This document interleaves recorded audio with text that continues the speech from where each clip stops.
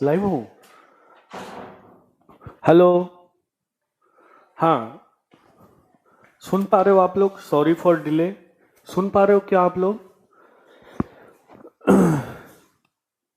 100% complete हो जाएगा, ठीक है? पंकज जी, टेंशन लेने की जरूरत नहीं है। कुछ टेक्निकल फॉल्ट था, इसलिए प्रॉब्लम आ गई, ठीक है ना? थैंक्स फॉर कोऑपरेशन, सहयोग के लिए बहुत बहुत धन्यवाद। चलो, कल जो मैंने पढ़ाया था सब लोगों ने पढ़ लिया? कल जो मैंने पढ़ाया था सब लोगों ने पढ़ लिया क्या? कल जो मैंने क्लास ली थी सब लोगों ने पढ़ लिया?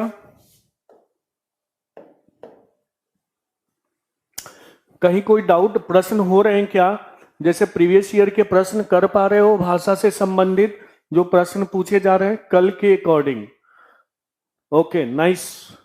चलिए, अब हम फिर जैसे हमने कल किया, बहुत सारी चीजें मैंने बताई कि हिंदी का उद्भव कैसे हुआ और अपभ्रंश, ये सारी बातें हमने की थी। नमस्कार, ठीक है? अब प्रणाम, खुशी रहो, आशीर्वाद सदैव साथ रहे। मेरा आशीर्वाद आप लोग के साथ है और सभी सफल हो, यही कामना और शुभकामना के साथ मैं क्लास को आरंभ करता हूं। अब कमेंट पे ध्यान नहीं होना चाहिए, अब पढ़ने पे ध्यान होना चाहिए, ठीक है ना?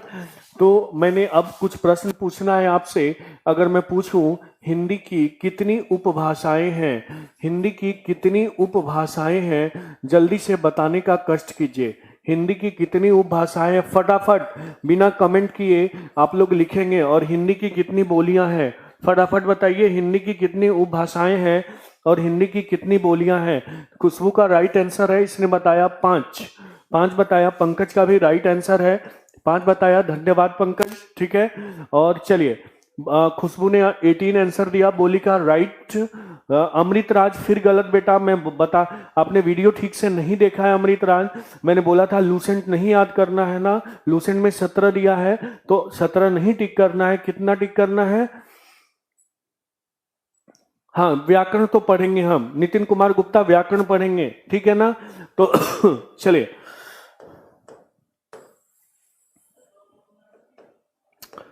अब आज हम बात करेंगे भाषा परिवार। आज हम बात करेंगे भाषा परिवार। किसकी बात करेंगे? भाषा परिवार। भाषा परिवार की बात करेंगे, ध्यान दीजिएगा। अब पहला प्रश्न आपसे पूछा जाता है, पहला प्रश्न ये पूछा जाता है कि हिंदी जो भारत में भाषा परिवार है, एक तो हिंदी किस भाषा परिवार के अंतर्गत आती है, हिंदी किस भाषा परिवार के अंतर्गत आती है, और दूसरा कि भाषा हिंदी, ये जो भारत में कितने प्रकार के भाषाई परिवार हैं। तो ध्यान रखिएगा, जो भारत में भाषाई परिवार हैं, भारत में जो भाषाई परिवार है, ध्यान रखिए,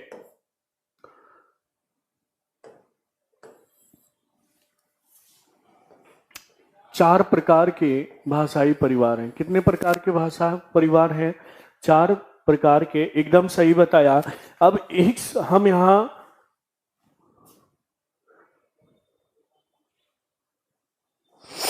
ठीक है, परिवार का अर्थ क्या होता है? परिवार का अर्थ होता है स्रोत। क्या होता है बच्चों? स्रोत होता है। रुक जाओ 1 मिनट, कुछ गलत। परिवार का अर्थ होता है स्रोत। क्या होता है? स्रोत, ठीक है? या इसको हम इतिहास भी कहते हैं। क्या कहते हैं? इतिहास भी कहते हैं, ध्यान देना। तो आपसे पहला प्रश्न यही पूछेगा कि स्रोत या इतिहास के आधार पर भारत में भाषाई परिवारों की कितनी संख्या है? तो आप ऑप्शन 4 टिक करोगे, क्योंकि आपका परिवार का अर्थ होता है आपका ओरिजिन, अर्थात आपका स्रोत या आपका इतिहास। लोग बोलते हैं ना कि मैं आपका परिवार जानता हूं, यानी कि आपका इतिहास जानता हूं। तो आपसे ये केवीएस 2017 में पूछा गया, केंद्रीय विद्यालय संगठन 2017 में ये प्रश्न पूछा गया। और तो 4 कौन कौन से हैं, ध्यान दीजिएगा, एकदम ध्यान दीजिए, और जिसको नहीं समझ में आएगा वो कमेंट करेगा, ठीक है ना? ध्यान दो। पहला जो परिवार है इसको हम बोलते हैं भारोपीय परिवार। क्या बोलते हैं बच्चों? भारोपीय परिवार। क्या बोलते हैं बच्चों? भारोपीय परिवार, ठीक है ना? उसके बाद दूसरा जो है दूसरा जो है इसको हम बोलेंगे, हाँ अभी आगे करेंगे। देखो इसको मुझे सबसे पहले कंप्लीट पढ़ा लेने दो, उसके बाद कोई समस्या हो तो मेरे से पूछो, ठीक है। भारोपीय परिवार के बाद आता है द्रविड़ परिवार। कौन सा आता है? द्रविड़ परिवार, यानी कि द्रविड़ परिवार भाषा, या इसको हम बोलेंगे द्रविड़ भाषा परिवार, ठीक है ना। द्रविड़ परिवार, देखो परिभाषा लिख दिया, इसको आप सही कर लो। द्रविड़ परिवार, क्या द्रविड़ परिवार। और पहला कौन सा? भारोपीय परिवार। और तीसरा है ध्यान देना, तीसरा है इसको हम बोलते हैं तिब्बत बर्मी परिवार। क्या बोलते हैं? तिब्बत बर्मी परिवार भाषा। क्या बोलेंगे? तिब्बत बर्मी परिवार भाषा। और चौथा हम बोलेंगे, चौथा है आग्नेय परिवार भाषा। कौन सा? आग्नेय, दिख रहा है ना, आग्नेय परिवार भाषा, ठीक है ना। और आग्नेय परिवार को एक और नाम से जानते हैं, इसको हम बोलते हैं एस्ट्रोसिएटिक परिवार। क्या बोलते हैं बच्चों? एस्ट्रोसिएटिक परिवार, ठीक है ना। अब कितने प्रकार के भाषा परिवार हो गए? कितने प्रकार के भाषा परिवार हो गए? 4 प्रकार के। कौन कौन सा? भारोपीय परिवार। कौन कौन सा? भारोपीय परिवार, द्रविड़ परिवार, तिब्बत वर्मी परिवार और आग्नेय परिवार। ध्यान रखो, इस भारोपीय परिवार में बेटा देखो कौन कौन से आते हैं। संस्कृत, जब संस्कृत भारोपीय परिवार में आ गया तो संस्कृत के साथ साथ हिंदी तो आएगी ही आएगी ना। और हिंदी की जितनी बोलियां कुछ भी है वो सब किसमें आएंगे? भारोपीय परिवार में। इसके अलावा भारोपीय परिवार में देखो अंग्रेजी को भी हम किसके अंतर्गत रखते हैं बच्चों? भारोपीय परिवार के अंतर्गत। किसके अंतर्गत रखते हैं? भारोपीय परिवार के अंतर्गत हम अंग्रेजी को भी रखते। तो कभी कभी बच्चे इसको अलग से टिक कर देते हैं, पूछता है इनमें से भारोपीय परिवार की भाषा नहीं है, पूछेगा संस्कृत, हिंदी, अंग्रेजी और कोई और पूछ देगा जर्मनी, तो टिक कर देंगे जर्मन या कुछ ऐसा टिक कर देंगे, ठीक है। तो हमें इसका विशेष ध्यान रखना है, हमें इसका, क्योंकि ये प्रश्न अक्सर पूछे जाते हैं ये, और आप अक्सर उसको क्या करते हो? गलत कर देते हो कि भारोपीय। अब सुन लो, मैं फिर बताने जा रहा हूं। भारोपीय परिवार के अंतर्गत अंग्रेजी, जर्मन,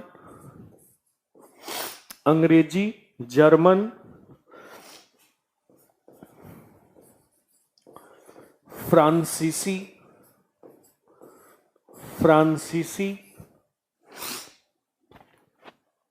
फारसी,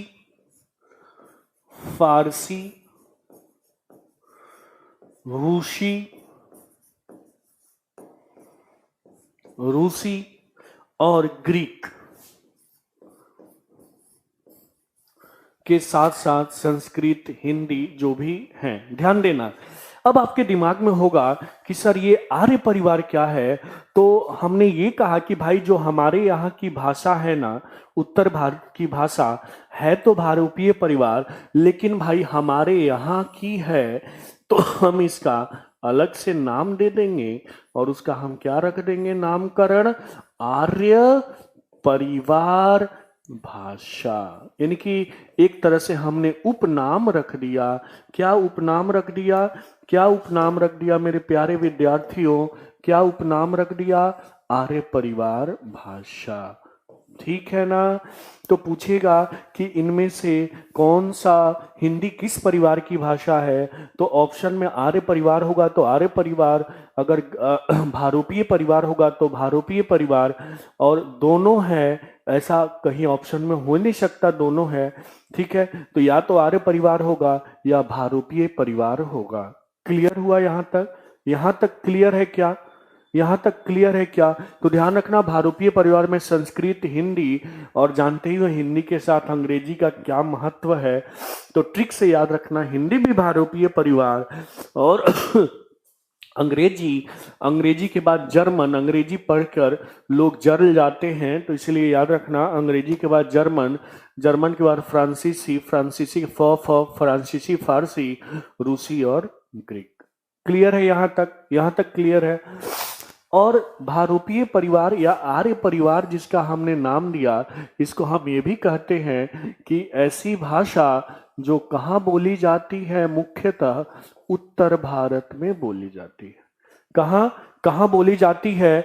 अच्छा, उत्तर भारत में बोली जाती है। कहाँ बोली जाती है? उत्तर भारत में बोली जाती है। सब सुनाई दे रहा है? उत्तर भारत में, बढ़वा दिया मैंने, वॉल्यूम बढ़वा दिया। उत्तर भारत में बोली जाती है। और द्रविड़ परिवार में कौन सा आएंगे? जो दक्षिण भारत में बोली जाती है।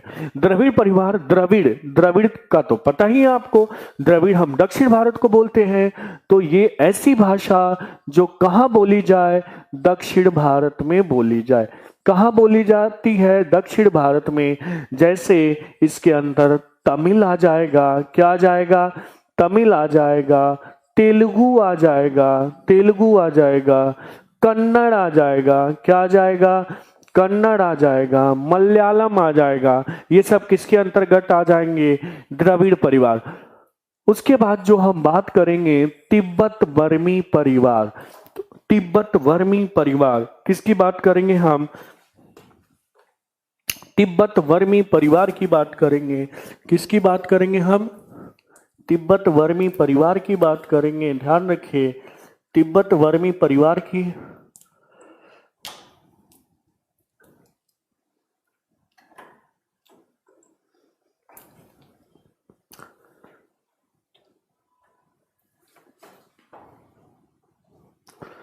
थोड़ा सा वेट करेंगे, थोड़ी सी प्रॉब्लम आ गई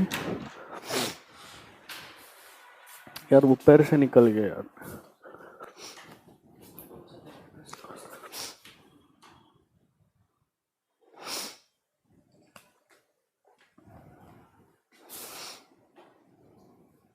हाँ, थोड़ा सा वेट करेंगे, अभी दिखेगा 1 मिनट के अंदर। थोड़ा सा धैर्य रखिए, दिखेगा। ऑनलाइन की क्लास है, कुछ टेक्निकल फॉल्ट हो जाती है तो इसमें सभी का सहयोग अपेक्षित है।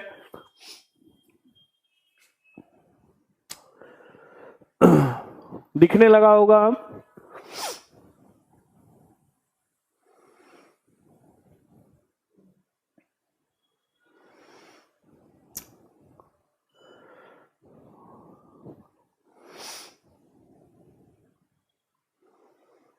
अभी दिखेगा, अभी बस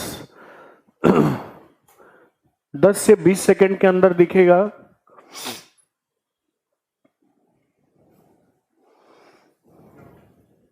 ना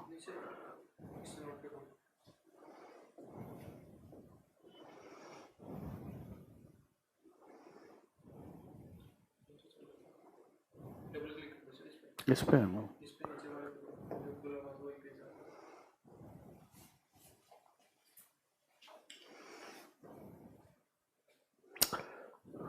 चलिए अब हम बात करते हैं।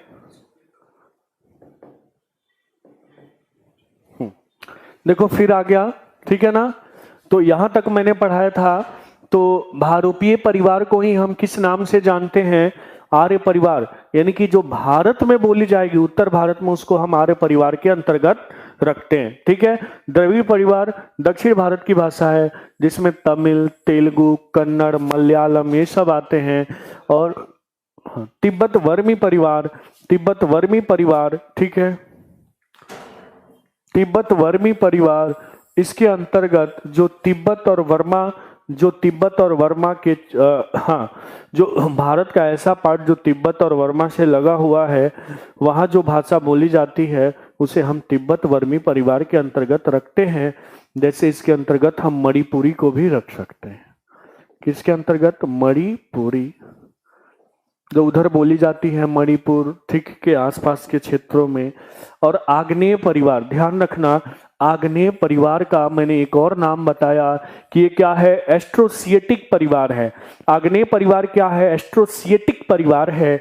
जनरली इसके अंतर्गत जो ट्राइबल, जो जनजाति जो भाषाएं बोलती हैं, जनजाति समूहों में जो भाषा बोली जाती है, वो किसके अंतर्गत रखेंगे, आग्नेय परिवार के अंतर्गत।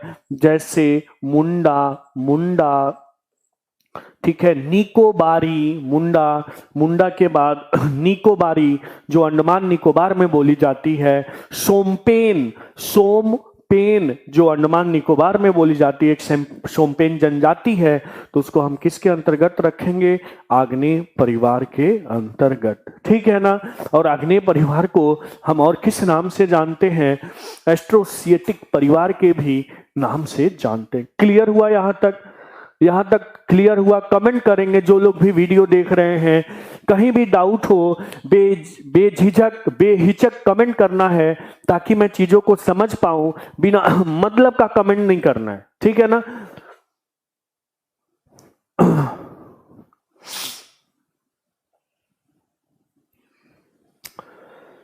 मोहम्मद दाऊद समझ में आ गया? गुड, क्लियर है, गुड। और कोई बोलेगा, जो लोग भी ऑनलाइन हैं उनको कोई डाउट तो नहीं है, अन्यथा मैं फिर समझाऊंगा। लास्ट वाला जो है खुशबू, ये आग्नेय परिवार है, तो ये जनरली लोग, हाँ, आग्नेय परिवार, इसको हम एस्ट्रोसिएटिक परिवार के नाम से जानते हैं। अर्थात ऐसी भाषा जो मुख्यतः जनजातियों के द्वारा बोली जाती है, जो ट्राइबल लोग बोलते हैं, उनको हम क्या बोलते हैं, आग जैसे मुंडा हुआ, निकोबारी का अर्थ अंडमान निकोबार में बोली जाने वाली भाषा, और सोमपेन वहां की एक जनजाति है, वो भी यही बोलती है, ठीक है। तो उसको हम किसके अंतर्गत रखेंगे, आग्नेय परिवार। तिब्बत वर्मी परिवार, जो तिब्बत यानी कि भारत का जो बॉर्डर तिब्बत वर्मा से लगता है, वहां जो बोली जाती है, उसे हम तिब्बत वर्मी परिवार के अंतर्गत रखते हैं। तो आपसे सिंपल प्रश्न पूछेगा कि भारत में मुख्यतः कितने प्रकार की भाषा परिवार हैं, तो 4 प्रकार की भाषा परिवार का अर्थ क्या है, तो परिवार का अर्थ स्रोत या इतिहास है, ठीक है। भारूपीय परिवार और आर्य परिवार चीजें समझ चुके हो, ठीक है। अब मैं आगे बढ़ता हूं, ठीक है ना।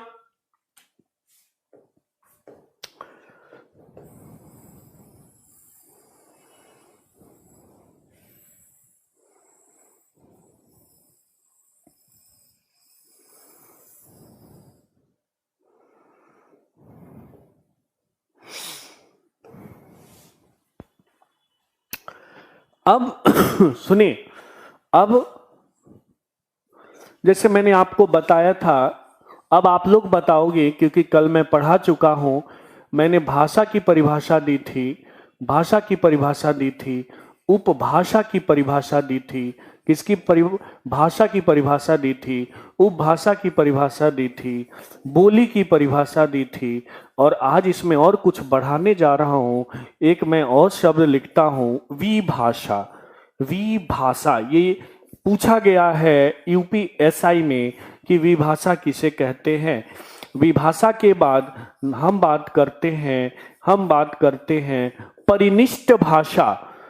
परिनिष्ठ भाषा, देखो बोर्ड में लग रहा है वायरस आ गया है, ठीक है, तो कोई बात नहीं, हम भी करेंगे अच्छे से, वायरस आए या कुछ भी आए। परिनिष्ठ भाषा, ठीक है। उसके बाद संपर्क भाषा। अब आप लोग कमेंट देने के लिए तैयार रहो।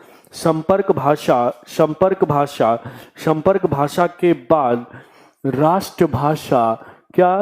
राष्ट्रभाषा। और राष्ट्रभाषा के बाद हम बात राजभाषा की करते हैं, ठीक है ना। चलिए,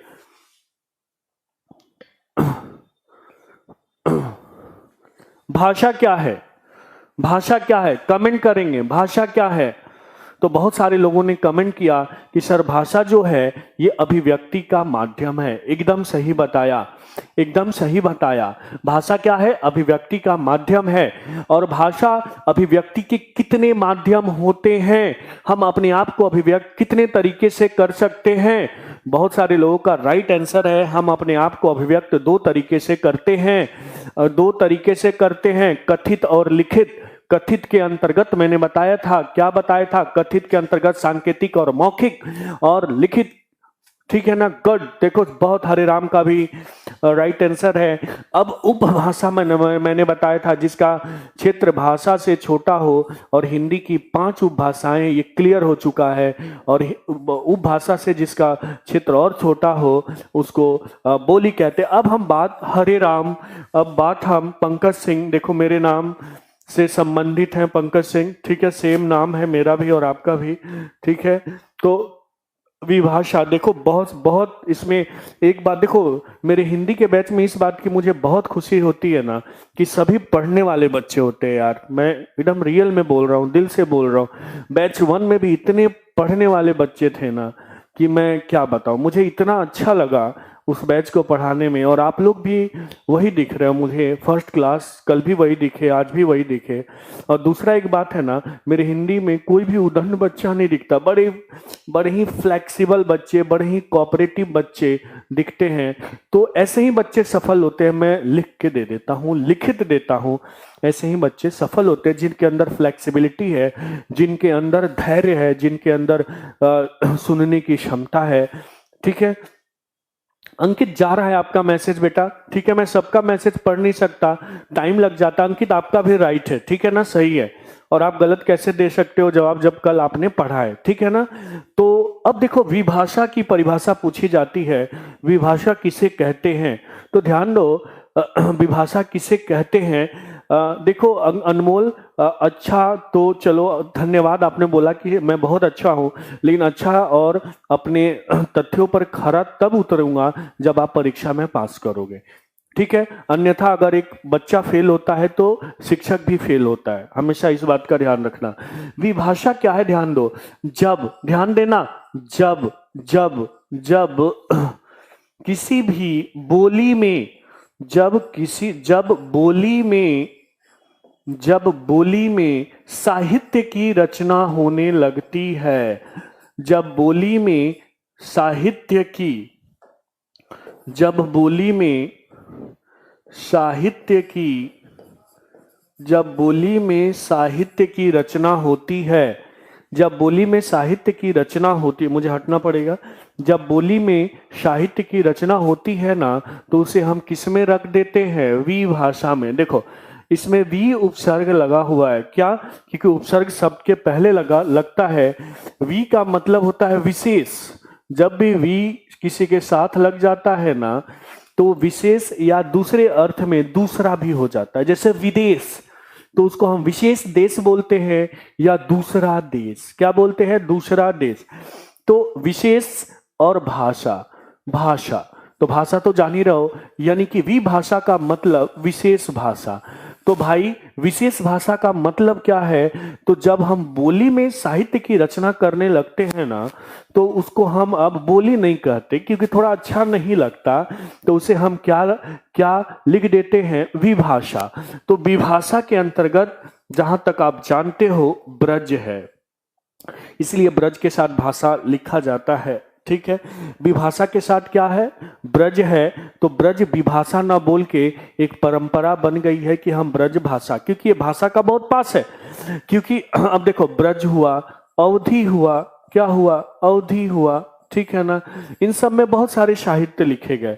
ब्रज में सूरदास को भूला नहीं जा सकता, अवधि में तुलसीदास को भूला नहीं जा सकता, जबकि दोनों क्या हैं, ब्रज और अवधि बोलियां हैं। मैंने पढ़ाया था ब्रज और अवधि क्या है, बोलियां हैं। और ब्रज जो है कौन सी उपभाषा के अंतर्गत आएगी, कमेंट करेंगे, ब्रज कौन सी उपभाषा के अंतर्गत आएगी।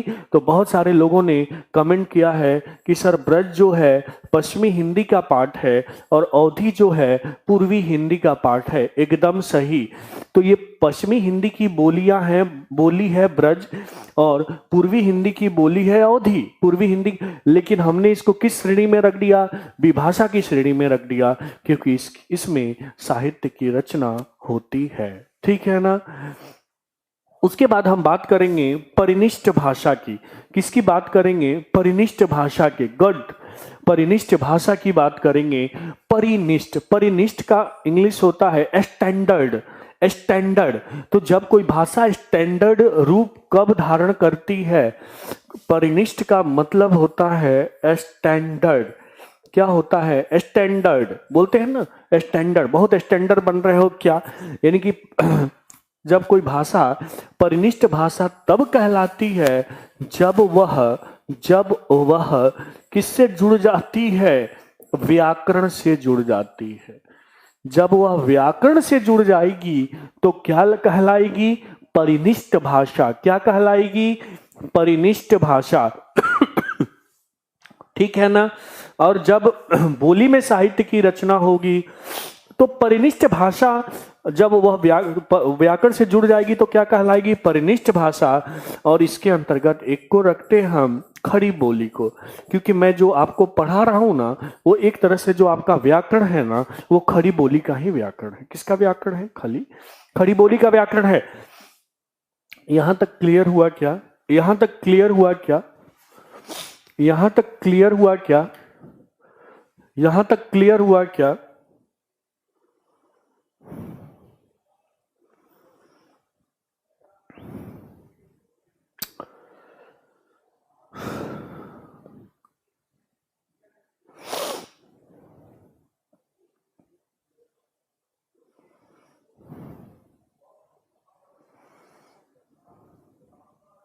खड़ी बोली का मतलब अभी आगे पढ़ाऊंगा, ठीक है ना।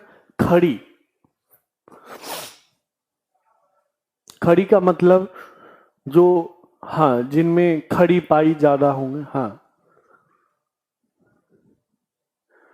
देखो व्याकरण जो है यह नियमों से जुड़ता है। हाँ, अंकित उपाध्याय पूछ रहे हैं कि सर व्याकरण, अभी बताता हूं, पहले अंकित का बता लेने दो। अंकित पूछते हैं कि सर व्याकरण और साहित्य में फर्क क्या है? एक ही है ना? एकदम नहीं है। सुन लो, व्याकरण सम्मत भाषा, कोई जरूरी नहीं है साहित्य में व्याकरण हो ही या उसकी भाषा व्याकरण सम्मत हो ही, लेकिन व्याकरण ऐसा शास्त्र है जो हमें शुद्ध पढ़ना, शुद्ध बोलना, शुद्ध सीखना सिखाता है, लिखना सिखाता है। ठीक है ना। तो मान लो आपने साहित्य लिखा, तो जरूरी नहीं है कि आप हर चीज में साहित्य लिखने में व्याकरण को फॉलो करो, कोई जरूरी नहीं है। लेकिन अगर व्याकरण पढ़ रहे हो ना, तो आपको शुद्ध लिखना, शुद्ध बोलना और शुद्ध पढ़ना आना चाहिए। तो साहित्य के लिए व्याकरण की आवश्यकता, बहुत अधिक आवश्यकता नहीं है। ठीक है, आ गई बात समझ में। साहित्य केवल समझने के लिए, जो दूसरे के हित से जुड़ा हो, हाँ, दूसरों के हित के, यानी हित के साथ जो जुड़ा हो, उसको हम क्या बोलते हैं? साहित्य। और दूसरों के हित या हित से जुड़ने के लिए भाषा बस सामने वाले को समझ में आनी चाहिए। पंकज सिंह बोलते हैं सर लास्ट वाला एक और समझा दो। एकदम बता देते हैं। परिनिष्ठ भाषा का अर्थ है कि जब कोई भी भाषा, जब किसी भी भाषा में व्याकरण की रचना होने लगे, जब किसी भी भाषा में व्याकरण की रचना होने लगे, तो वो भाषा परिनिष्ठ भाषा बन जाती है। सुनील कुमार, ठीक है, पंकज सिंह, अंकित उपाध्याय, ठीक है ना। तो जैसे खड़ी, जो आप व्याकरण पढ़ रहे हो, हिंदी का ही तो व्याकरण पढ़ रहे हो, और हिंदी, खड़ी बोली हिंदी का ही एक रूप है, जो उसी को चेंज करके अभी जो हम बोल रहे हैं ना, वो खड़ी बोली का ही एक रूप है। इसको हम खड़ी बोली हिंदी पढ़ते हो ना, खड़ी, अमीर खुसरो खड़ी बोली हिंदी में ये लिखते थे, वो लिखते थे, तो बाद में वही चेंज होते होते और कुछ उर्दू उर्दू के शब्द आए और हिंदी बन गई। ठीक है ना, क्लियर हुआ। अब देखो संपर्क भाषा, ध्यान देना, संपर्क भाषा क्या है समझना। जैसे मैं एक एग्जांपल लेता हूं कि अंकित उपाध्याय जो हैं, ये गए तमिलनाडु, ठीक है, और इनको इंग्लिश नहीं आती, इनको इंग्लिश नहीं आती, और तमिलनाडु जाते हैं और वहां इनको अपना, अपने को अभिव्यक्त करना है, अपने भावों को व्यक्त करना है अंकित उपाध्याय को। और अंकित उपाध्याय कहाँ चले गए? तमिलनाडु। तो अंकित आप बताइए, आप वहां जाके किस भाषा में बात करोगे? अंकित बताओ, किस भाषा में बात करोगे वहां? कमेंट करो।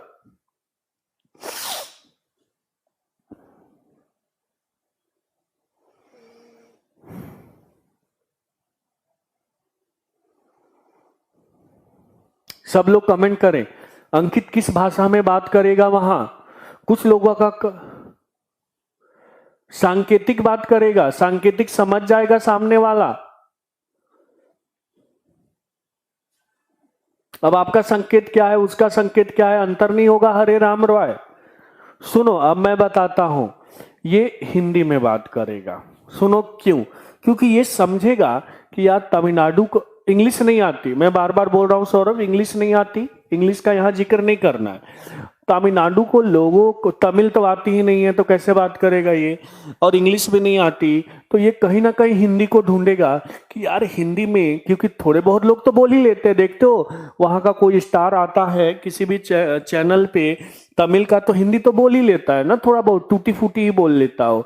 तो अब अंकित क्या करेगा, वहां किस में बात करेगा। हाँ एकदम, देखो अंकित ने बोला सर मैं तो हिंदी में ट्राई करूंगा, तो हिंदी में बात करेगा। तो अंकित के लिए वो हिंदी क्या हो गई, संपर्क भाषा हो गई। क्या हो गई, संपर्क भाषा। तो संपर्क का अर्थ है कि जब दो ऐसे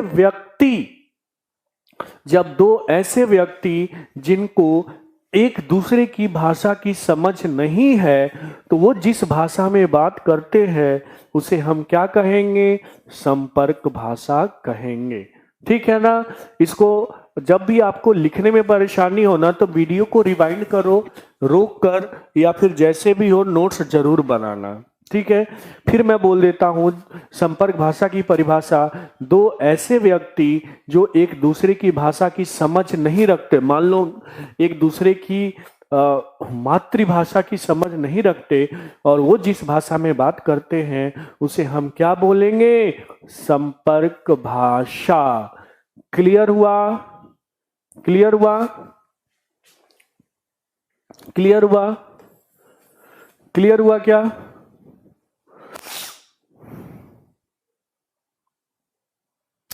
क्लियर हुआ, यहां तक क्लियर है तो बताएंगे, क्लियर है एकदम। अब एक प्रश्न पूछता हूं, प्लीज गलत मत करना, लेकिन गलती के डर से कोशिश करना कभी मत छोड़ना, कोशिश करना कभी मत छोड़ना।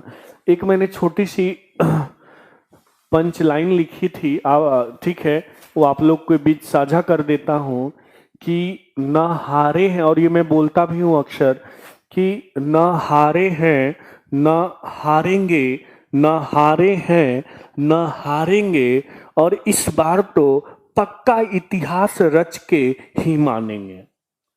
न हारा है न हारेंगे, और इस बार तो पक्का इतिहास रच के ही मानेंगे। ठीक है, तो इसी भावना के साथ फिर हम आगे बढ़ते हैं। यहां तक क्लियर है। ठीक है, चलिए अब एक प्रश्न पूछता हूं। हिंदी है, हिंदी है, ए ऑप्शन है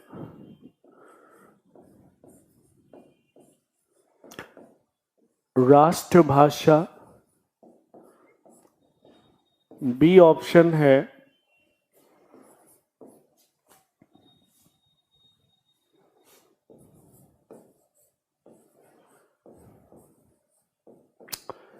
राज्य भाषा, सी ऑप्शन है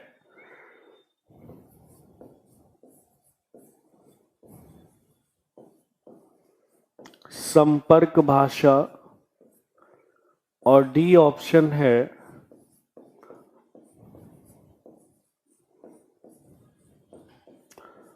ब्रज भाषा।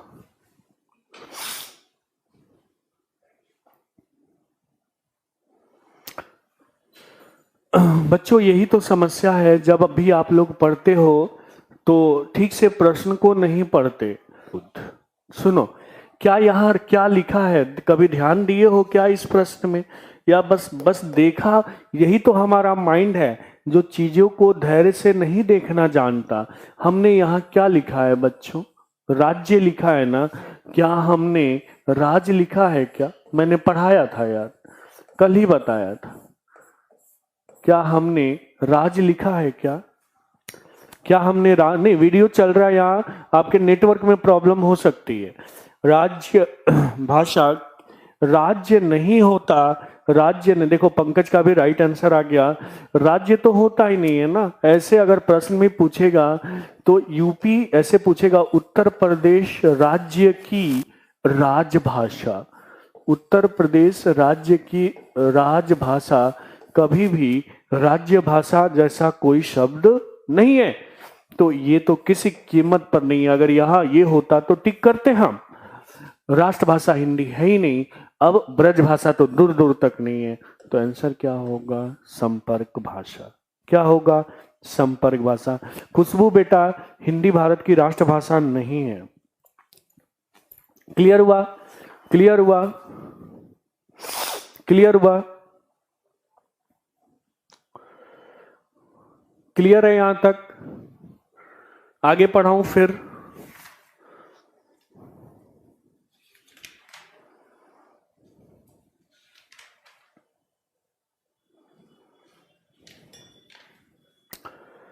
मैं फिर से एक बार बोल देता हूं, हिंदी भारत की राष्ट्रभाषा नहीं है, हिंदी भारत की राष्ट्रभाषा नहीं है।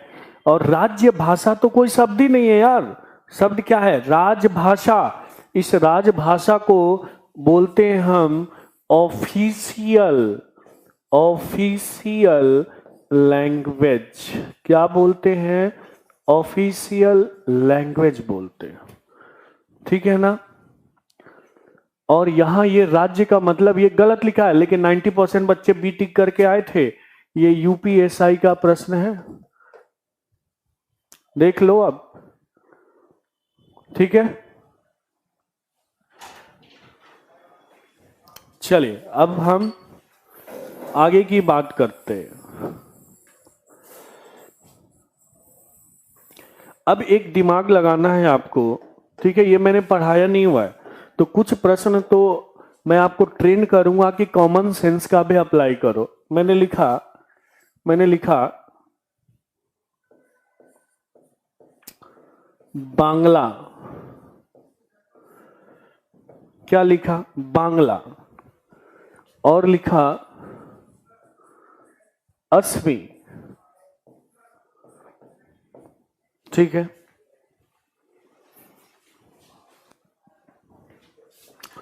बांग्ला असमी का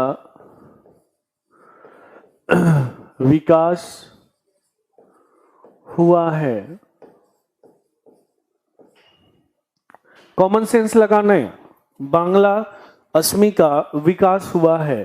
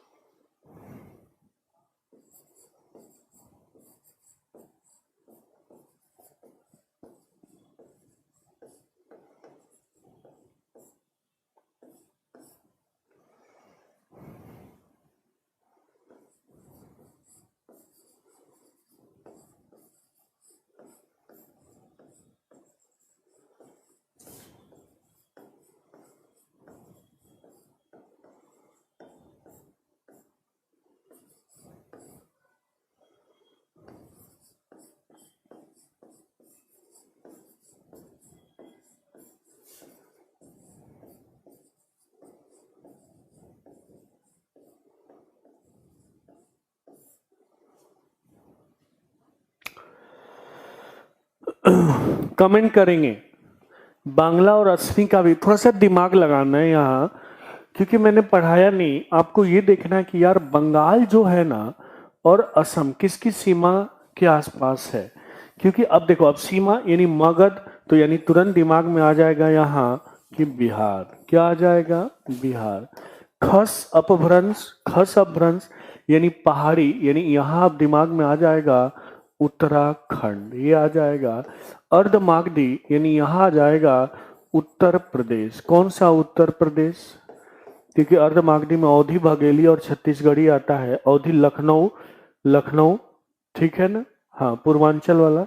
और सौरसेनी अपभ्रंश में ये पश्चिमी उत्तर प्रदेश, खड़ी बोली, ये पश्चिमी उत्तर प्रदेश,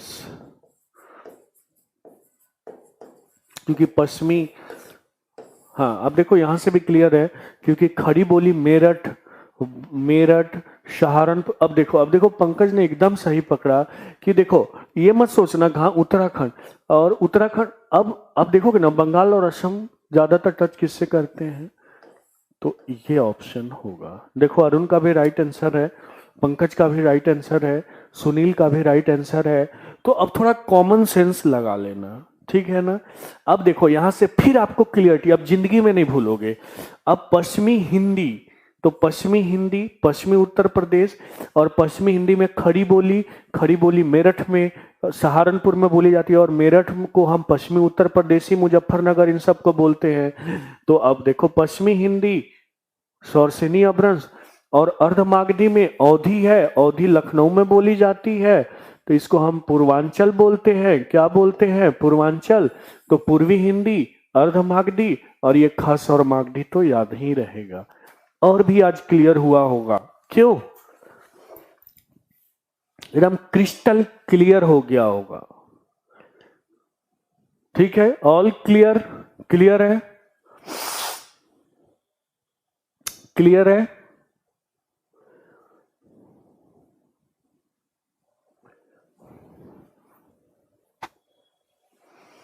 क्लियर है? कमेंट करेंगे क्लियर है?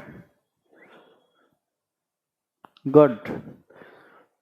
एक बात और, अगर किसी को भी समझ में नहीं आए, नेटवर्क की प्रॉब्लम हो सकती है, अंकित ये विपिन, ठीक है, बाद में दिखेगा, वीडियो अपलोड हो जाएगा तो ठीक है। तो एक बात और बोलूंगा, आज सेकंड क्लास है हिंदी स्पेशल बैच 2 में, आप लोग अपने मित्रों को बोलिए, ठीक है। अब आप लोग 2 क्लास से तो आइडिया ले ही लिए होंगे कि अधिकाधिक एडमिशन लें, अधिक से अधिक एडमिशन लें, क्योंकि जितना ज़्यादा बच्चे ऑनलाइन आएंगे, डिबेट और डिस्कशन उतना अधिक होगा, सब्जेक्ट से संबंधित, विषय से संबंधित, और आपको और क्लियर होगा एकदम। विपिन ये मेरे से मत पूछो कि यूपीएसआई के लिए क्लास, आप जो मैं टॉपिक पढ़ा रहा हूं ना, जैसे भाषा, तो आप यूपीएसआई का क्वेश्चन पेपर उठाओ और वहां से भाषा के क्वेश्चन को निकालो, फिर देखो कि यार सर ने जो पढ़ाया क्या वो यूपीएसआई में आया क्या भाषा वाला, और आया तो कैसे क्वेश्चन आए, क्या जो पढ़ा रहे हैं ऐसा तो नहीं है आ ही नहीं रहा है वहां। जज आप करो, मेरे से मत पूछो, ठीक है। जज आप करो, मैं तो बोल दूंगा हाँ सब आएगा, ऐसे आएगा, नहीं, जज तुम करो, ठीक है। और आज पढ़ने के बाद मैं सब लोगों से विनम्र निवेदन करता हूं कि प्रीवियस ईयर के प्रश्न को उठाए, वहां से भाषा को प्रश्न को उठाए, भाषा के प्रश्न को उठाए, ठीक है, भाषा के प्रश्न को उठाए, और भाषा के प्रश्न को पुनः करने का प्रयास करें। लिखावट प्रैक्टिस से सही होगा, जितना ज्यादा लिखोगे ना, खासकर आजकल बच्चे लिखना छोड़ दिए हैं जब से व्हाट्सएप आया है और ये आया है, लैपटॉप आया है, तो जितना ज्यादा रिटन प्रैक्टिस करोगे लिखावट सुधरेगी। पंकज नहीं गलत होंगे, अभी तक तो आप बहुत अच्छा रिप्लाई कर रहे हो ठीक है। तो अभी आपको धैर्य रखना है, जैसे जैसे मैंने भाषा को पढ़ा दिया, अब यहां से गलत होता है ना तो फिर समस्या होगी, ठीक है ना। यहां से गलत नहीं होना चाहिए जहां तक मैंने पढ़ा है। देखो परवेज अभी आए हैं, परवेज सिद्दीकी, गुड इवनिंग, ठीक है। चलिए परवेज सिद्दीकी, परवेज सिद्दीकी आप कहां से हैं?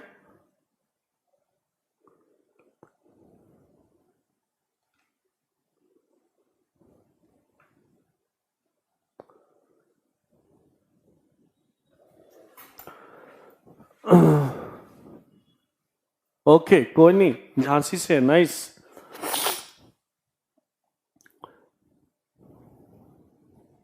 कोर्स नवंबर तक कंप्लीट हो जाएगा, जो यूपी ट्रिपल एसएससी का है ना, तो उसके सिलेबस में जो है वहां तक तो नवंबर तक तो लगभग फिनिश हो जाएगा, ठीक है ना।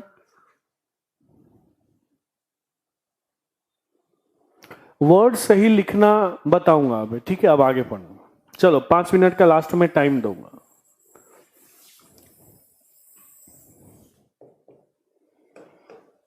ठीक है, ओके विपिन, लखनऊ से हो, ठीक है। लखनऊ भी मैं जाते रहता हूँ। झांसी परवेज उरई मैं हमेशा जाता हूँ पढ़ाने, ठीक है। उरई झांसी के पास है, झांसी से 100 किलोमीटर है, ठीक है ना। तो थैंक यू।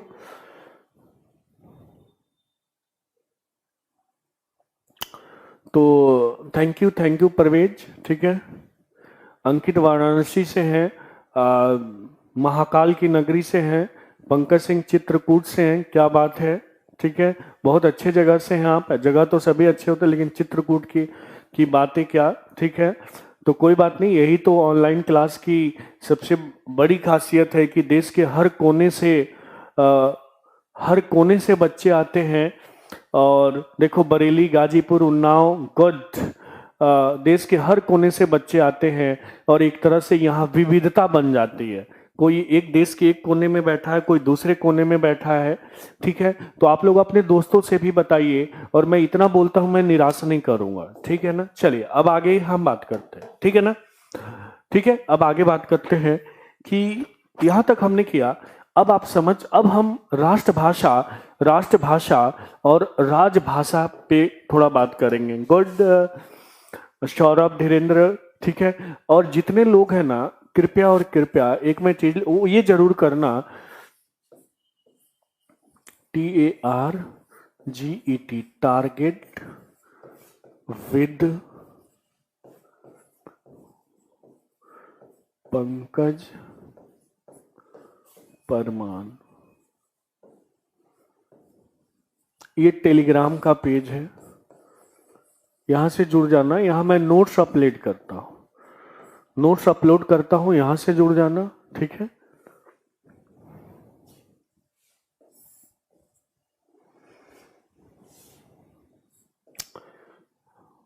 एक फेसबुक पेज है मेरा, सेम नाम से है,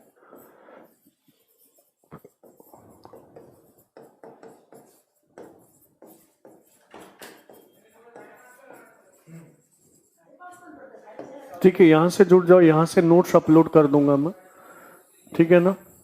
चलो,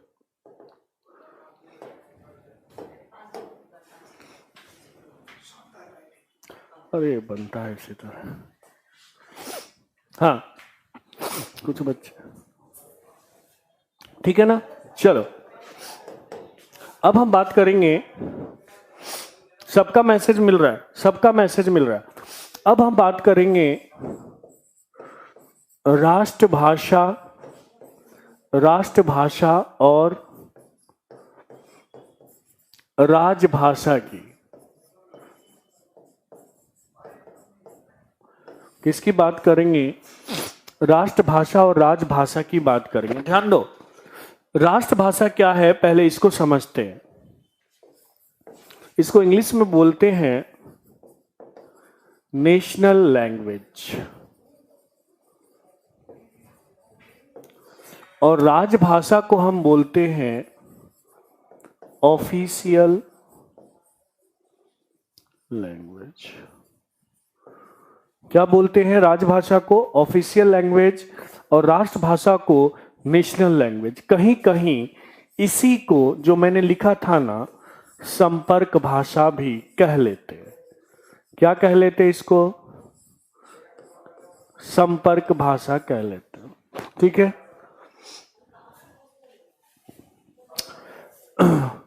हिंदी ऐसे राष्ट्रभाषा नहीं है, ठीक है। तो इसको राष्ट्रभाषा ना कह के संपर्क भाषा बोलना ज्यादा सही होगा, क्योंकि राष्ट्र बोल देने से विवाद की स्थिति पैदा हो जाती है कि पूरे राष्ट्र की भाषा हो जाएगी हिंदी, और ऐसा कोई नहीं है कि पूरे राष्ट्र की भाषा क्या हो, हिंदी हो, ठीक है। फिर हम बात किसकी करेंगे? ऑफिशियल लैंग्वेज की बात करेंगे। तो ऑफिशियल लैंग्वेज हिंदी अवश्य है, ठीक है। और ध्यान देना, इसके वर्तनी पे विशेष ध्यान देना, ठीक है, ठीक है। तो अब आपसे पूछता है कि राष्ट्रभाषा और राजभाषा में अंतर क्या है, तो ध्यान देना। एक तरह से ये संपर्क भाषा भी है, ठीक है, दो लोग जो, ठीक है ना, बिहार से हैं अनमोल, ठीक है। चलिए अब हम बात करते हैं कि अच्छा, राष्ट्रभाषा और राजभाषा में सरल कौन सी होगी, सरल कौन सी होगी, राष्ट्रभाषा या राजभाषा, बताओ फटाफट।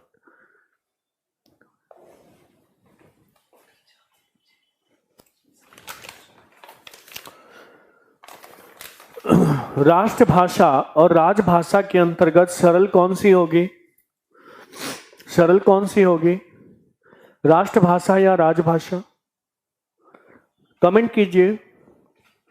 सरल राजभाषा नहीं होती, राष्ट्रभाषा हमेशा सरल होती है। ध्यान दो क्यों, क्योंकि इसको हम संपर्क भाषा भी कहते हैं।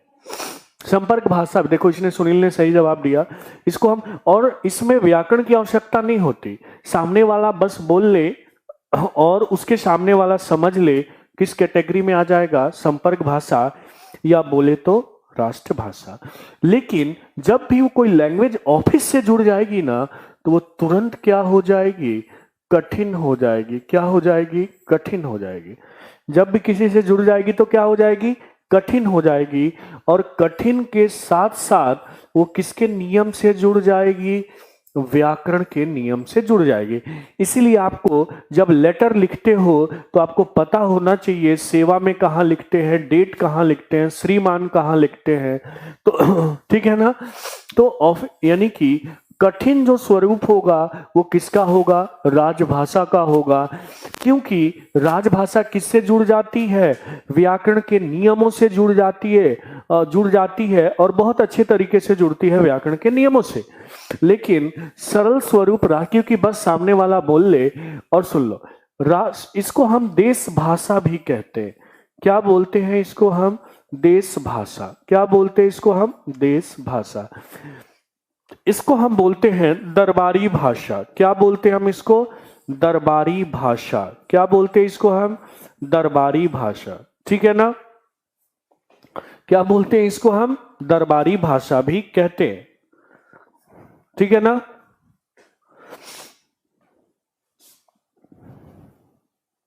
यानी कि ऐसी भाषा जो दरबार में बोली जाए। दरबार का अर्थ ऑफिस, और सरकार का ऑफिशियल लैंग्वेज है। सरकार अपने ऑफिस के लैंग्वेज में इन सब का प्रयोग करती है, हिंदी का, और साथ साथ अंग्रेजी का भी करती है, आगे हम बात करेंगे। लेकिन हमारा हिंदी, हम हिंदी व्याकरण पढ़ रहे हैं, इसलिए हमारा फोकस किस पे है, हिंदी पे है, ठीक है ना। त्रिवेंद्रम, नमस्ते। आप कहां से हो, त्रिवेंद्रम, ठीक है। तो यहां तक क्लियर हो गया देश भाषा, ठीक है। अब चलो,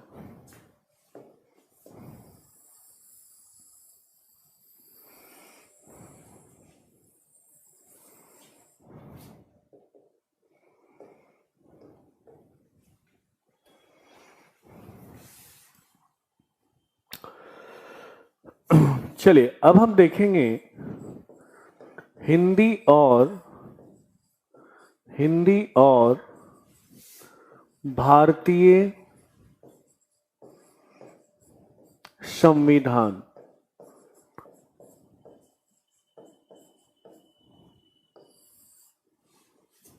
ठीक है,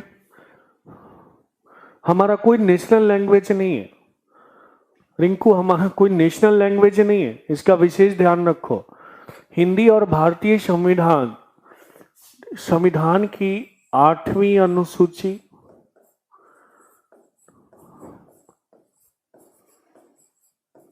इसमें भी हिंदी का जिक्र है, और क्या क्या जिक्र है सब करेंगे। फिर अनुच्छेद जिसको आर्टिकल बोलते हैं, 343 से 351, ठीक है। संविधान का जो भाग है, संविधान का भाग 17, संविधान के भाग 17, अध्याय 1, 2, 3, 4, इतनी जगहों पे हिंदी का जिक्र है, तो ध्यान रखना। मैं मैनेजमेंट से गुजारिश करूंगा, ठीक है विपिन, ठीक है, I will forward your concern to management. Hindi और भारतीय संविधान, संविधान की 8वीं अनुसूची अनुच्छेद 343 से 351, संविधान का भाग 17, अध्याय 1, 2, 3, 4, इन सभी जगहों पे हिंदी का उल्लेख है। ध्यान देना, अब इनको हम 1 बाय 1 करेंगे। तो हम आरंभ करेंगे 8वीं अनुसूची से। संविधान में कुल कितनी अनुसूचियां हैं? कमेंट करेंगे, संविधान में कुल कितनी अनुसूचियां हैं? संविधान में कुल कितनी अनुसूचियां हैं? हाँ, पार्ट 17 यानी भाग 17। रिंकू, संविधान में गॉड, प्रवेश सिद्दीकी का राइट आंसर है, अरुण का भी राइट आंसर। अरे क्या बात है, आप लोग बहुत पढ़ाकू बच्चे हो और सब सफल हो गए। सुनो, 8वीं अनुसूची में कुल जो है 22 भाषाएं। तो यहां भाषा का अर्थ ये मत सोच लेना कि सभी नेशनल लैंग्वेज क्या है, इसके अंतर्गत बोलियां भी हैं। लेकिन सरकार ये कहती है कि जो भी अभिव्यक्ति जिस चीज में हम करते हैं उसको हम भाषा की श्रेणी में रख देते हैं, ठीक है ना। संविधान की 8वीं अनुसूची में 22 भाषाएं हैं। और जब मैंने फर्स्ट डे क्लास ली थी तो आप लोग यही गलत किए थे। मैंने पूछा था हिंदी की कितनी बोलियां हैं, आपने बोल दिया कि 22। आपके दिमाग में 8वीं अनुसूची रहता है, तो हिंदी की जब भी बोली पूछे तो 18, बोली पूछे तो 18, ठीक है ना, बोली पूछे तो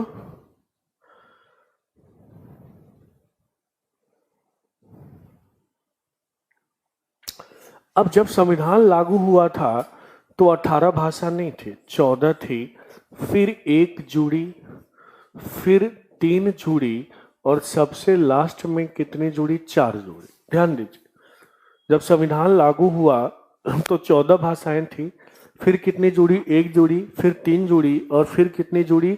4 जुड़ी।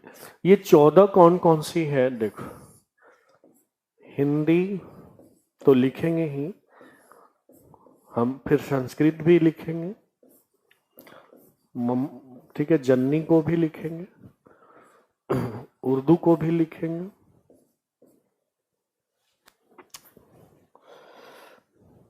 गुजराती, केम छो, गुजराती, मराठी, असमी, बांग्ला, क्योंकि यहां से प्रश्न पूछा जाता है ना, कौन सी 8वीं अनुसूची में नहीं है? मराठी, असमी, बांग्ला,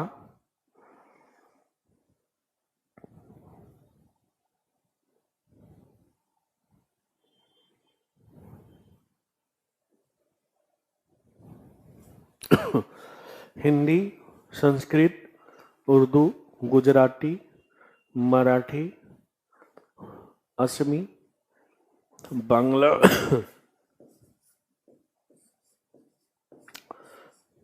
पंजाबी,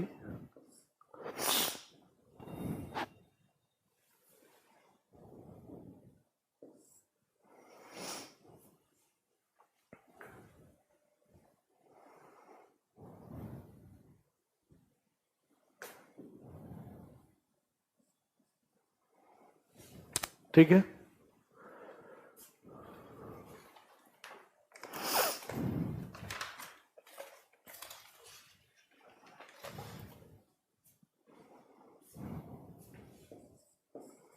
तमिल,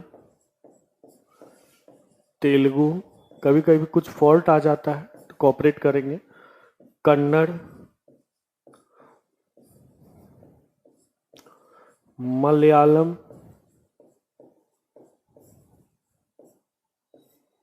कितने हो गए? 1, 2, 3, 4, 5, 6, 7, 10, 11, 12।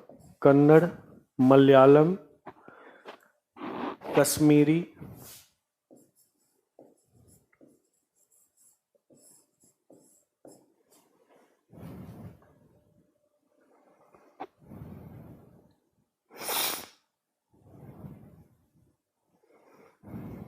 एक रहता है उड़िया,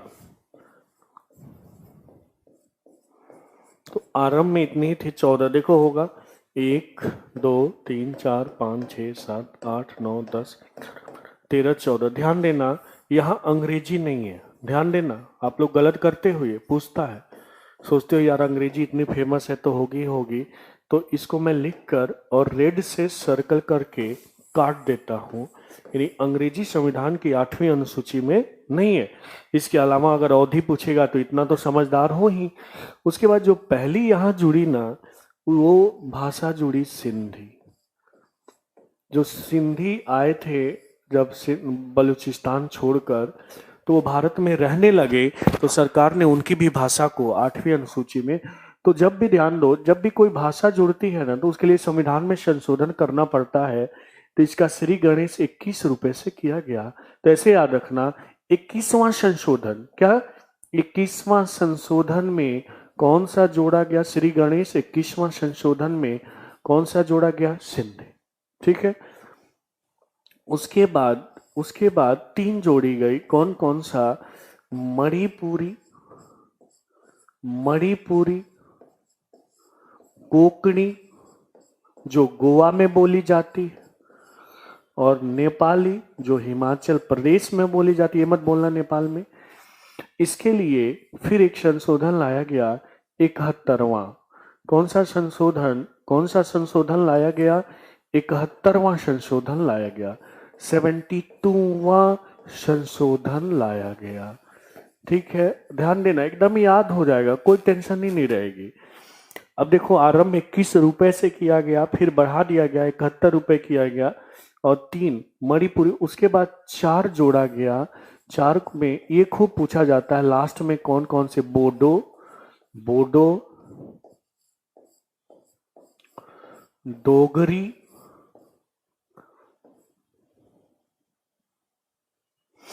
डोंगरी,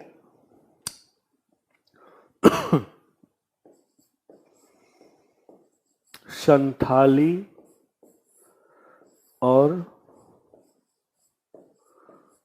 डोंगरी, संथाली और मैथिली। ठीक है ना। मलयालम के बाद कश्मीरी, अच्छा ये कट रहा है, मैं लिख देता हूं। मलयालम के बाद ध्यान रखना कश्मीरी है, यहां लिख देता हूं मैं, कश्मीरी है, और कश्मीरी के बाद है उड़िया है।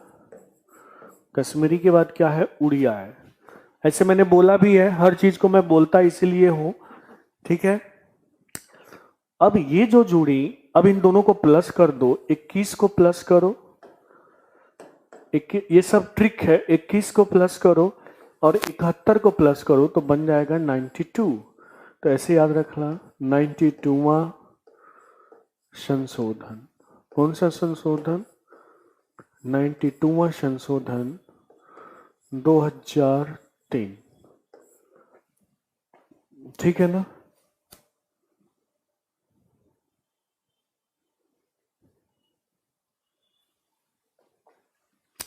नाइन्टी टूवा या 94वां? 92वां। ठीक है। याद करने का तरीका देखो, ऐसे याद रखना, लास्ट में BDMS।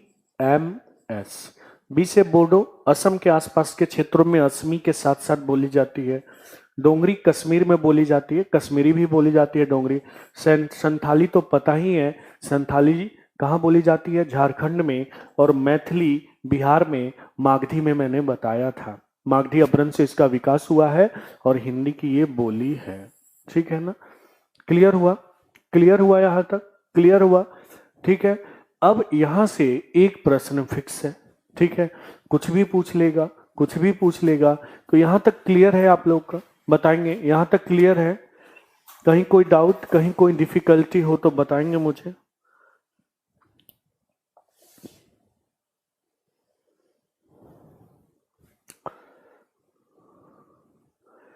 हाँ, बदमाश, बदमाश। ठीक है, BDMS। ठीक है।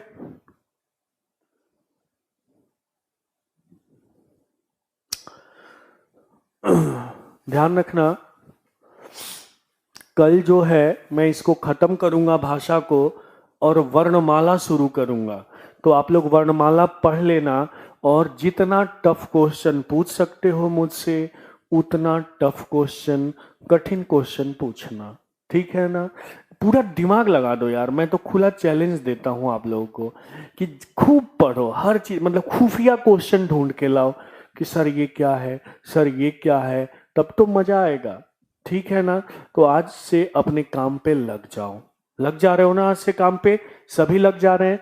तो भाषा का हमें पोस्टमार्टम आज कर देना है, ठीक है। भाषा का क्या करना है, हमें पोस्टमार्टम कर देना है हर चीज, वो चीज। और नहीं समझ में आए तो मैं बोल रहा हूँ टेलीग्राम पे मैसेज करो, फेसबुक पे करो, मैंने अपना व्हाट्सएप नंबर भी दिया है, पहले वीडियो में व्हाट्सएप नंबर दिया है, जो जिनको आज शायद जो नए पहली बार ऑनलाइन है वो मेरा फर्स्ट वीडियो देख लेंगे, ठीक है ना। तो लग जाओ आज से, ठीक है ना। तो हिंदी का लास्ट को फिर से बता दूं, BDMS, ठीक है ना, धीरेन्द्र प्रताप यादव। और देखो 71 और 21 को जोड़ दो तो 52वां संशोधन आ जाएगा। और पूछता है कि सबसे लास्ट में कौन सी भाषाएं जोड़ी गई, तो BDMS, B से बोडो, D से डोगरी, M से मैथिली और S से संथाली, S से संथाली, ठीक है। चलिए अब 5 मिनट टाइम है, जिसको जो भी डाउट पूछना है कमेंट करेगा, कमेंट करेगा। मैं देख रहा हूं सभी के डाउट को वन बाय, जो भी अब जिसके लिए कोई भी अब कोई भी प्रश्न आप पूछ सकते हो, सब्जेक्ट के इतर भी पूछ सकते हो, ठीक है, विषय के इतर भी पूछ सकते हो, विषय से अलग भी पूछ सकते हो, ठीक है। 2-4 मिनट है आपके लिए। कौन से प्रकाशन का प्रैक्टिस सेट ले ले, रिंकू पूछते हैं। बेटा मार्केट में कोई भी प्रकाशन की पुस्तक ले लो, लेकिन जिसमें प्रीवियस ईयर के क्वेश्चन के साथ साथ प्रैक्टिस सेट हो वही लेना, ठीक है जी। कश्मीरी और डोंगरी अलग है, ठीक है, कश्मीर में ही बोली जाती है, ठीक है, कुछ रीजन में डोंगरी। बंगला और असमी वाला जो एग्जाम्पल है, क्योंकि देखो बंगाल और जो असम है वो बिहार के पास है, तो इसका विकास मागधी अपभ्रंश से ही हुआ। तो बंगाली और मागधी जो होगा ना, बंगाली और मागधी जो होगा वो लगभग ये मागधी अपभ्रंश से इन सब का विकास हुआ है। सर 3 नवंबर तक 99% कोर्स 100% हो जाएगा, 100% हो जाएगा 99% कोर्स 3 नवंबर तक। हरे राम पूछते हैं हिंदी की लिपि देवनागरी है, लिपि का क्या मतलब होता है। हरे राम रॉय पढ़ाऊंगा, अभी लिपि मैंने नहीं पढ़ाया है, क्योंकि देखो जब आप कोई चीज बोलते हो और जब उसे आप लिख लेते हो ना, तो लिपि उसी को कहते हैं। क्योंकि भाषा श्रव्य होती है, भाषा का प्राथमिक स्तर क्या होता है, श्रव्य होता है। क्योंकि आदमी जो संकेत, बच्चा जब जन्म लेता है, रोता है, चीखता है, तो वो श्रव्य रूप में होता है। बाद में जब उसको हम रिटन देते हैं तो आप बोलते हो ना लिपिबद्ध कर लो, यानी कि उसका लिखित स्वरूप, भाषा का लिखित स्वरूप जो होगा वो लिपि के माध्यम से होता। पढ़ाऊंगा इसको। सर अब इस टॉपिक से क्वेश्चन नहीं फंसेगा ना, सर अब इस टॉपिक से क्वेश्चन नहीं फंसेगा ना। परवेज 100%, ये मैं नहीं बोलूंगा, आप देखो, आप अभी तो खत्म नहीं हुआ है, अभी खत्म नहीं हुआ है, कल खत्म होगा ये, तो मोस्टली प्रश्न आएंगे, ठीक है। हिंदी का कौन सा बुक ले यूपीएसआई के लिए, यूपीएसआई के लिए पृथ्वीनाथ पांडे पढ़ सकते हो, लेकिन एक एक चीज पढ़ना। सर हम सिविल के लिए तैयारी करते हैं पर वर्ड रॉन्ग प्रॉब्लम है सर। कोई बात नहीं विपिन, शब्द रॉन्ग प्रॉब्लम से कुछ नहीं, आप लिखने की आदत डालो बस। सिविल वाले पर डे 2 क्वेश्चन लिखा करो, जैसे पॉलिटी का क्वेश्चन उठा लिया, इतिहास का क्वेश्चन उठा लिया, कुछ भी, जैसे मंगलयान पे, ये चंद्रयान पे कुछ लिखो, फिर देखो कि हमने गलत कहाँ लिखा, उसको गलत जहाँ लिखे उसको कट करो, जहाँ आपको लगे कि ये गलत है, ठीक है, तो उसको कट करो, कट करके वहां सही लिखो, वहीं करेक्ट नहीं करना है। कितने बच्चे मिटा के करेक्ट करते हैं, गलत करेक्ट नहीं करना है, फिर से उसको लिखना, तो दिमाग में फिगर बन जाएगी। हाँ अभी तो प्रतिदिन होगी, ठीक है ना, और बीच में हो सकता है 4-5 दिन के लिए मैं कहीं जाऊं, ठीक है। सर हिंदी यूपीएससी लिए कुछ सजेस्ट कर दीजिए सर, बुक वगैरह। यूपी पीएससी के लिए अगर मैं बोलूं तो आदित्य पब्लिकेशन की प्रैक्टिस सेट ले लो, बुक मत पढ़ना, प्रैक्टिस करो, बाकी जो मैं पढ़ा रहा हूँ, ठीक है। प्रिया सिंह लिखती है थैंक यू सर, आप बेस्ट सर हैं। थैंक यू प्रिया इस प्यार के लिए, ठीक है। और शुभ आशीर्वाद, ठीक है, आप मेरा आशीर्वाद आपके साथ है। यूपीएसआई या कितना परसेंट हिंदी होना, यूपीएसआई के लिए कितना प्रतिशत हिंदी होना चाहिए? हिंदी कंप्लीट होना चाहिए, ठीक है ना। और हम एक एक चीज पढ़ेंगे, ठीक है। एकदम आपको टेंशन नहीं लेना है। सर लोअर के लिए एकदम लोअर थोड़ा सा ध्यान रखना है। समीक्षा अधिकारी जो होता है उसमें विशेषण से ज्यादा प्रश्न आते हैं, तो उसको भी हम करेंगे जब विशेषण कराऊंगा। और कोई बताओ, और किसी को कोई डाउट? 100% लोअर, ठीक है। अब भाषा वाले प्रश्न देखो लोअर में पूछे जाते हैं तो मोस्टली आप कर लोगे, ठीक है। कल मैं लिपि की ही बात करूंगा, लिपि की बात करूंगा। ओके ठीक है, मैं मैनेजमेंट से बात करूंगा। थैंक यू त्रिवेंद्रम, कि बोलते हैं कि आप बहुत अच्छा पढ़ाते हो सर। अनसीन पैसे एकदम 100%।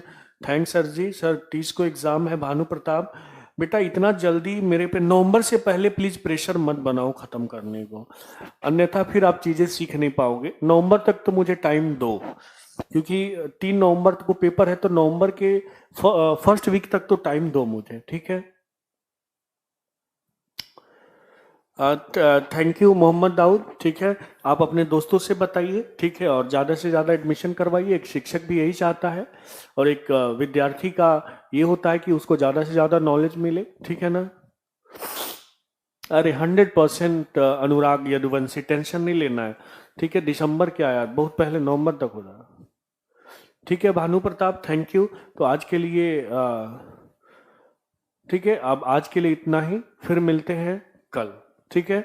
और कल सब लोग तैयार करके वर्णमाला आएंगे और भाषा पढ़ के आएंगे, और कोशिश करना कि गलत जवाब ना हो, ठीक है। Thank you thank you thank you. मिलते हैं, तब तक के लिए शुभ रात्रि।